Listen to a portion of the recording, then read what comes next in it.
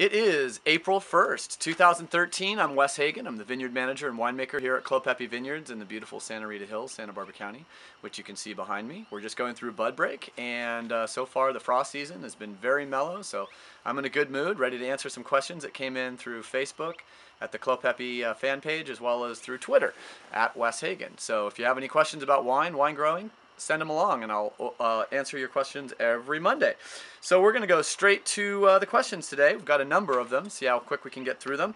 Ray Gallagher asks, in growing and making wine, where's the emphasis? Is growing more art and making wine more science? Well, I define art as a representation of a concrete, and I define craft as basically a concrete that's created for human use. So I like to think of winemaking as craft. It's not so much art. You can feel artistic after drinking a bottle of wine, but I really focus on the idea of craft. It's like making a chair. Beautiful wood, you make it into a chair. It gives a human being a comfortable place to be. Wine, you take grapes, you turn it into wine. People drink the wine and feel comfortable. So I look at wine as a craft. The next question comes from Michael Berberet, and he asks about mouthfeel additives like Mega Purple and Stabavin. There's all these chemicals that are created and a lot of additives that are created to make wine fruitier, to make wine have more mouthfeel, to give wine more acidity or what have you. I always think that they're a crutch for imperfect grapes. If grapes are grown in the right place, with great care, and they're kind of where a varietal belongs. There's a good match between site and varietal. You don't need to add anything. Wine is an organic product. You crush the grapes, it turns into wine, and if the grapes were grown in the right place, it's delicious, it's balanced, and wonderful. So as far as adding Mega Purple or adding Stabavin, which is highly refined gum Arabic to give mouthfeel, it's just a cheat for places that are growing grapes that maybe shouldn't. So in a place like the Santa Rita Hills, we make amazingly complete wines and really don't have to use any of those additives. Now, I do believe for cheap wines, maybe under $10, using additives may make better wine if all you want is delicious wine and you don't care that little things have been added. I don't think they're poisonous. I don't think that they're bad. I think, obviously things that humans create can make better products. But for my own craft perspective, I will not use additives like that. And that also includes pectic enzymes. I do not use enzymes in my wine too, because I think they make beautifully complete wines all by themselves. The next question comes from John Rodriguez. He calls it a getting old question. What is the final aging potential for Clos Pepe Pinot Noir? And the final aging potential, I would guess, is somewhere between 10 and 15 years if you like fully mature wines. Chardonnay, 7 to 12 years. I'd love to make a wine that can go 20 or 25 years. I just don't have the frame of reference and the history as a wine grower to know if I can do that. I would love to suggest that Chardonnays and Pinot Noirs 5 years from vintage date at Clos Pepe really have a wonderful balance of some aged worthiness, a little bouquet, still have some fruit, but are starting to exhibit some of the minerality and some of the complexity that really makes Clos Pepe so special. So I'm going to say 5 to 7 years is my suggestion for people to start drinking the wines if they don't like to drink the wines right after release. And then for some people who really like sort of more fully mature wines, I don't think you'd be disappointed with many of my wines between 7 and 12 years old.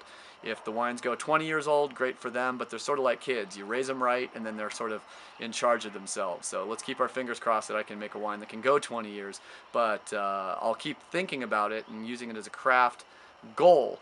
But that 5 to 7 years seems to be a beautiful place to drink Clos Pepe, and especially Clos Pepe Estate.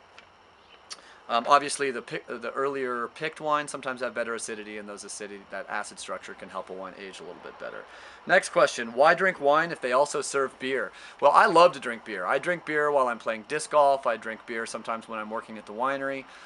Beer, I think, is a better play buzz. It's a better working buzz. But when I start drinking wine, the last thing I want to do is operate machinery or do anything. I think, beer has low enough alcohol that if you're very careful with it, you can integrate it into a work day. Wine, once I start drinking wine, work is over. I just want to find a hammock and watch the clouds roll by and understand all the manifest beauty of this world. So wine for me is for relaxing. Beer for me is when I'm standing up, when I'm doing things, and when I'm sitting down at table, I want to drink wine, and then afterwards, at the end of the night, I may want to drink a little bit of spirits. So that's sort of my goal. Also, beer traditionally has been a celebratory drink, but in 870 BC, King Ashur of Assyria actually served wine for the first time at one of his big parties to celebrate the opening of a brand new city called Nimrud.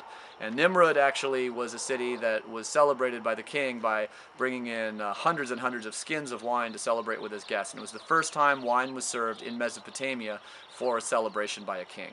So traditionally, you can look back to this Assyrian king in 870 BC to answer why we drink wine sometimes when we celebrate. Steve Castellano asked a question. Oh, excuse me, that was Steve Castellano's question. Steve Timko asked a question about Austria. In Austria, they blend Pinot Noir with some grapes, but it's seldom used as a blending grape. Why? Does it speak to the strength or weaknesses of the grape? Well, I think Pinot Noir has so many strengths when it's grown in the right place. Pinot Noir is a noble grape. There's only a few noble grapes. The Cabernet Sauvignon, Merlot, those are blending grapes. Syrah, Grenache, those are blending grapes. Roussanne, Marsanne, blending grapes.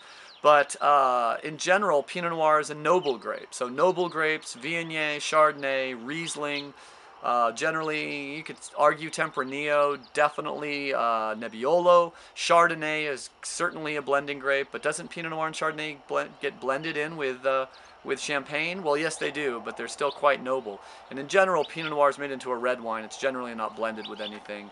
And no matter how much the Oregons hate, we do not put Syrah in our Pinot Noir here in the Santa Rita Hills. The wines just end up quite dark and rich just by all of the things that concentrate the flavors. So Pinot Noir is a noble grape because it is strong, because of its strengths, not because of its weakness. It makes a complete wine all by itself, as opposed to Cabernet or Merlot that kind of need other grapes to come together to make a whole complete wine. You can make a delicious Cab, but blend it with a lot of different other grapes that are blended with it in Bordeaux. I think it almost always makes a better wine. So that's the question. Then we've got two questions left. Robert Pavlovich asks, what characteristics do you have would you find in your ideal Santa Barbara Pinot Noir? You know, I think balance. I think you can talk about balance, and balance means something different to everyone, so this is different from me than you. I want a balance of fruit, the attack, the mid-palate, and the finish. So I want a wine that tells a whole story, a beginning, a middle, and an end. Sometimes the middle requires 2 or 3 years to develop. Sometimes it requires 10 years to develop. But my idea is a wine picked, say, between 23 and 26 bricks, depending on the year. Obviously, there's no magic number. pH of the final wine looking at maybe under 3.5 and maybe at least 6.5 grams of acid per liter to get geeky. But what it really matters is how it tastes in my mouth and how it reacts. The pH of the wine reacts with not only the saliva but the fat in my mouth. A perfect Pinot Noir depends on who I'm drinking it with. It depends on the food I'm having. But if I'm sitting down with my wife and we're having a nice meal, maybe some salmon or some chicken, I'm looking for something a little more delicate, a little earthier. And I like old Pinot Noirs, so 5 to 10 years on a Santa Barbara County Pinot Noir. I had the 1994 Fox and Sanford and Benedict a couple weeks ago, and it was just a dream. It was so delicious. So for me, the perfect Pinot Noir has some age. And then the last question's from Michael Holland, and thank you, Michael. You always send such good questions. Do I still believe that the Santa Rita Hills may be better for Chardonnay than it is for Pinot Noir? Absolutely. Chardonnay is the queen of Santa Rita Hills. Pinot Noir gets all the attention. Pinot Noir, it's one of the best places in the world to grow Pinot Noir, and that's just how special this place is for growing Chardonnay. Chardonnay, I think, is the best grape. What's the next big thing? Riesling, Gruner. I don't think Gruner is going to be a big thing, but it'll be something that the geeks get into. Riesling, I think, would be wonderful. Gewürztraminer, Pinot Gris, Pinot Blanc are already having great success in the Santa Rita Hills. So that's it. So 2 things left. Number 1 is I promised a surprise at the end of this, and the surprise is we have completely and totally redone our website. We have not done an official launch, but if you go over to clospepe.com, you'll see what beautiful work Bottle Branding and Michelle and Jeremy Ball have done to completely respin our entire website. It's totally rewritten, it's totally redone, and I think you'll love it. And the second thing is we have 1 minute left, and I'll say that there's a couple of April Fool's jokes that we played around with that we didn't know if we were going to put in. One is that I was going to say that I gave my stamp on approval in expanding the Santa Rita Hills into the Buellton Flats. The other one was Steve Pepe accepted $10 million from Foley Estates to allow Clos Pepe to become the jewel of the Foley Estate empire. The other one, Clos Pepe grafts all Chardonnay to Zinfandel to make the first $100 plus white Zinfandel in California. Clos Pepe Estate lamb to be served at the August barrel tasting event. And Clos Pepe fires Wes Hagen, saying he's no longer necessary for our brand identity. That's it. Have a great week. Send in more questions and keep drinking Pinot Noir. Thanks.